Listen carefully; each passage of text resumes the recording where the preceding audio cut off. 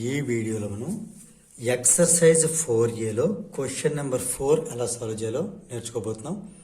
Question చూసినట్టయితే ray of light of wave length 6600 degree angstrom suffers refraction from air to glass.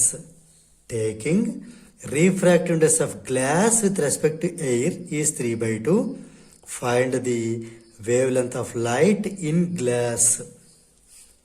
ఇది యాక్చువల్గా మనకి ఇచ్చిన డేటాను బట్టి మనకి ఏంటి ఇచ్చారు ఏంటి ఫైండ్ అవుట్ చేయాలంటే wave length of light in glass, దీన్ని మనం లాంబ్డా డాష్ అనుకున్నాం అనుకోండి. ఇది మనం ఫైండ్ అవుట్ చేయాలి. లాంబ్డా డాష్ కావాలి అంటే లాంబ్డా అంటే wave length of air to glass, that is divided by mu. Mu అంటే మనకి రిఫ్రాక్టివ్ ఇండెక్స్. ఇది మనకి ఫార్ములా. ఈ ఫార్ములాను మనం యూజ్ చేసి మనం wave length of the light in glass అంటే ఈ లాంబ్డా డాష్ని ఫైండ్ అవుట్ చేయొచ్చు. అయితే ఒకసారి ఈ ఫార్ములా ఎలా వచ్చిందో మీకు ఇక్కడ కొంచెం ఎక్స్ప్లెయిన్ చేసి అప్పుడు అనేది ఈ ప్రాబ్లమ్ని సాల్వ్ చేద్దాం. యాక్చువల్గా మనకి ఫ్రీక్వెన్సీ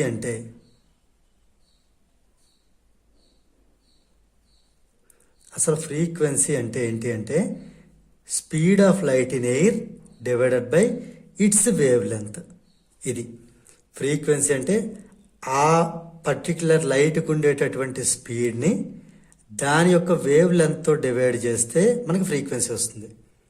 ఇది ఎయిర్ విషయంలో. సి అంటే ఇది air, speed of light in air. ఇది ఎయిర్ విషయంలో, ఇక్కడ నేను ఎయిర్ అని రాస్తున్నాను. అదే ఒకవేళ ఏదైనా మీడియం తీసుకుంటే, ఏదైనా ఒక మీడియం, ఇక్కడ మీడియం ఎవరు? గ్లాస్. యాజ్ పర్ క్వశ్చన్ ఇక్కడ మీడియం గ్లాస్. ఇక్కడ ఫ్రీక్వెన్సీ ఏమవుతుందంటే speed of light in that medium, ఇక్కడ ఎయిర్ కాబట్టి ఎయిర్ సీరియసం. Speed of light in that medium అంటే గ్లాస్లో ఉండే స్పీడ్ని wavelength, speed of the wavelength in that మీడియంతో డివైడ్ చేయాలి. ఈ రెండు జాగ్రత్తగా అబ్జర్వ్ చేస్తే రెండు ఒకటే. ఇది ఫ్రీక్వెన్సీ కాబట్టి ఈ రెండు మనం ఏమని రాయొచ్చు? C by lambda is equal to V by lambda dash. ఇప్పుడు క్రాస్ మల్టిప్లికేషన్ చేద్దాం. C into lambda dash is V into lambda. ఇక్కడ లాంబ్డా డాష్ మనకు కావాలి అంటే ఈ సి అనేది కిందకి వెళ్తుంది. ముందు లాంబ్డా రాసి వి బై సి అని రాద్దాం. వి బై సి, రైట్.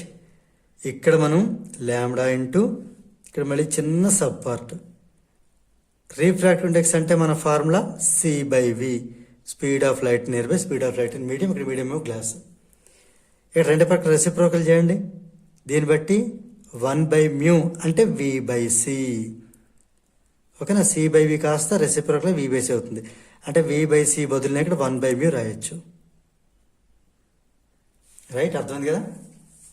అంటే దీని మీద మొత్తానికి ఇదేమొస్తుంది? Lambda dash is equal to lambda 1 జర్ లాంబ్డా బై మ్యూ. ఈ రకంగా మనకి lambda dash equal to lambda by mu అనే ఫార్ములా ఇక్కడ వచ్చింది.